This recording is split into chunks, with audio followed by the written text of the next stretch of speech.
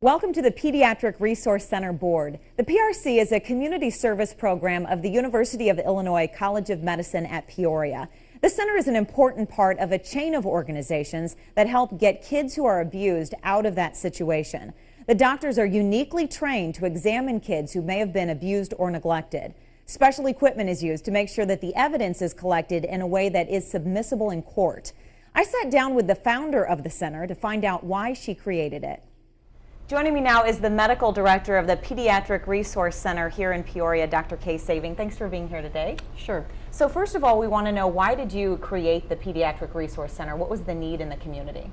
Well, it was actually in 1990 that in discussing with some residents and other physicians at the Children's Hospital, we discovered that people didn't know very much about child abuse and neglect and how to really do a proper exam. Many of the residents in training there weren't quite sure how to deal with the family and how to give a good exam to the child. So I did a lot of talking with DCFS, other social agencies, all of the medical providers in town at the EDs and other private practitioners, and found out that we really didn't have a place where a child could go for a child-centered, family-friendly type of exam. If a child had been suspected of maybe having physical abuse or sexual abuse, they were sent to the emergency room, often at 3 or 4 o'clock in the morning, which, though emergency rooms are great for certain purposes, they're not really good for giving a child a sensitive exam in the middle of the night. So we designed a center where children could come during the daytime hours and have people who were very experienced in taking care of these kids do the actual exams. Tell us about that exam room and what's in it and why it's so important. Well, we have an exam room that's a pretty big exam room. We actually had someone volunteer and paint murals on the walls and paint murals actually up on the ceiling, because when we do an exam for a child suspected for sexual abuse, they're lying down on their back for our exam. An important thing to remember is the exam does not hurt at all. It's an external exam of the child and we don't hurt the child. But we use a special instrument called a colposcope, and it's sort of like a microscope on a big stand, so it magnifies the area and uses a very cool light source so we can see the tiny area we're looking at without any problems. And when we have a child come in, we let them sit down and use the colposcope and focus it on a toy or a book so they can see that it's something that's not going to hurt them. The Pediatric Resource Center serves 52 counties in Illinois. 52% are victims of physical abuse, 43% are victims of sexual abuse, and 5% are cases of neglect. Can you explain those numbers for me and what they mean locally? What they mean is that we serve a wide variety of counties, so many of the children we see don't come from the Tri-County area. But because we are a tertiary children's hospital where we see the patients as inpatients, we get lots of patients in who have experienced severe physical abuse.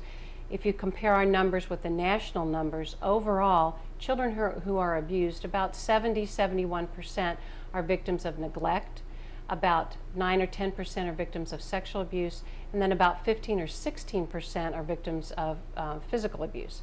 But because we have the colposcope and trained people who can do the sexual abuse exams, we see more of those kids.